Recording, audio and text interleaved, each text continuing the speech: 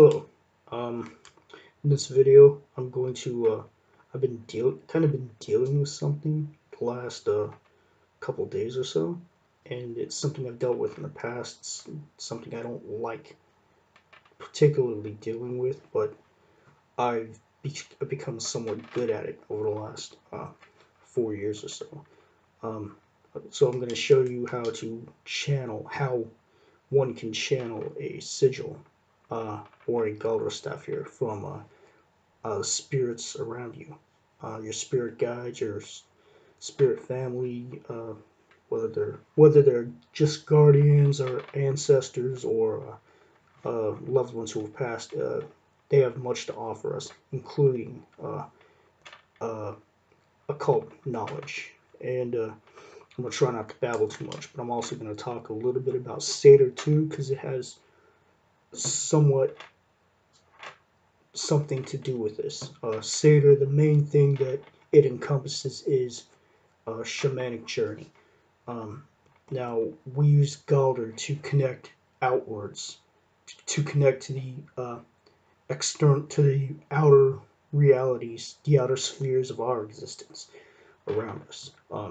Whereas with Seidr, we go inwards uh, to explore the multiverse, to explore the spirit world, the astral realms, whatever you want to call them. And can we can go in there. We can establish relationships with spirits and spirit guides. We can do it in from our physical reality too. Uh, but if you're familiar with energy work, you can kind of pick up on an imprint, just like you can a person, you can with a spirit. So that way you know if that particular spirit is around you or is in your presence or whatnot.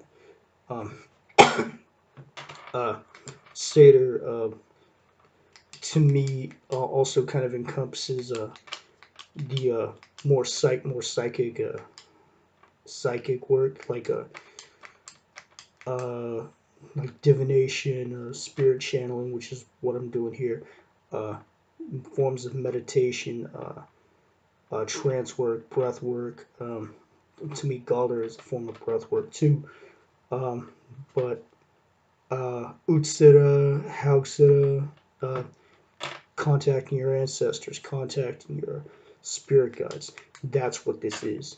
Uh, uh, it's a bit of a stretch, but we can contact. Sorry for my stutter. We can contact spirit guides, the spirits through a number of different ways. Whether it's in the past, I used tarot cards. I don't do that too much more. Some people use cards. Other people use the runes. Other people use dowsing, pendulum boards, spirit boards, whatever. And that's kind of what this is. Some people call it automatic writing, and I'm not going to babble too much.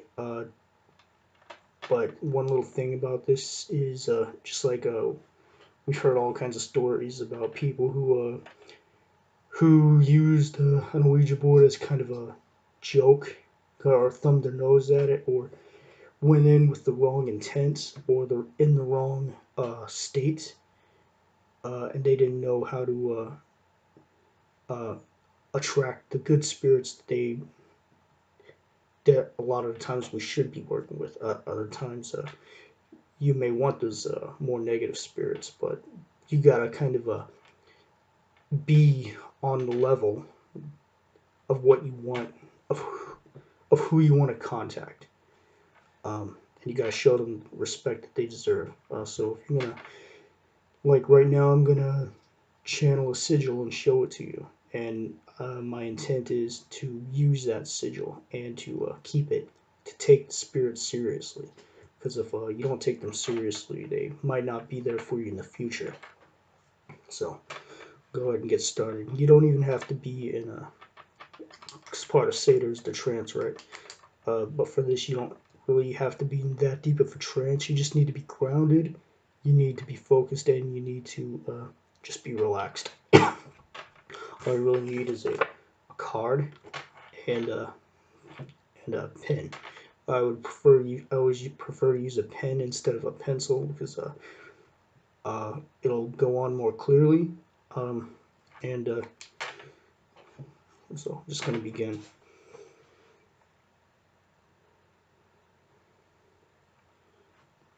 Make my intent clear that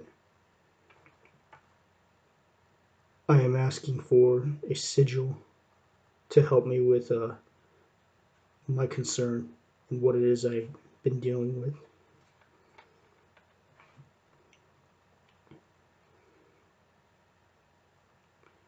Simply relax. Relax my hand. Hold the pen very, very gently. Let the spirit channel through me.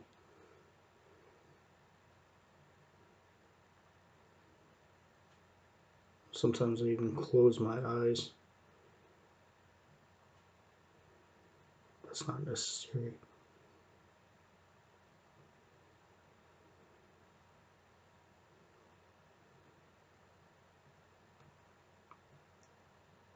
And you know the sigil is finished when you're basically tracing over it over and over again.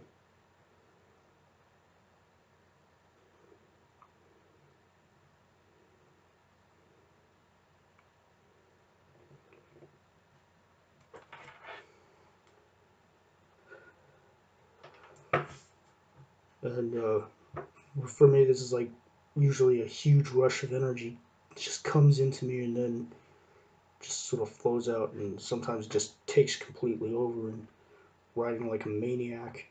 Sometimes I'll get. I'm not gonna babble too much. I'll just show it to you.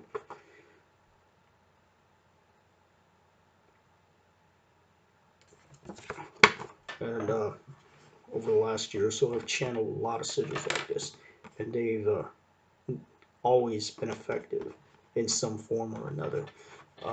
Sometimes I'll receive instructions about how to activate them. Sometimes I'll get a Galdr song or some type of incantation in a language that doesn't exist anymore.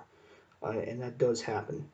Fact. And, well, uh, one time I received it was the damnedest thing, and I can't stop thinking about it sometimes.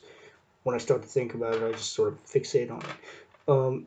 It was a type of some of the words in this incantation were obviously Slavic or uh, not Baltic, but Slavic. Some of them were type of proto Germanic dialect too, and the rest of it could not be translated in any way, and it was a big headache. I really wanted to translate this entire incantation, but it wasn't possible. It was a linguistical mess, and it ultimately was just a waste of my time.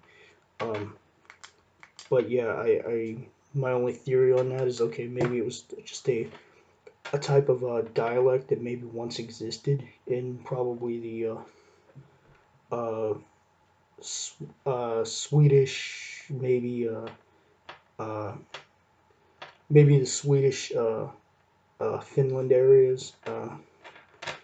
It's a type of a proto-Slavic North Germanic language, and that's all I have on that. But yeah, I've been familiar with uh, this is a minor form of invocation too. You're invoking the main thing about invocation is you're making yourself receptive to the spirits around you, so that they can kind of so that you may communicate with them, feel their presence, and ultimately work with them on a level much like this.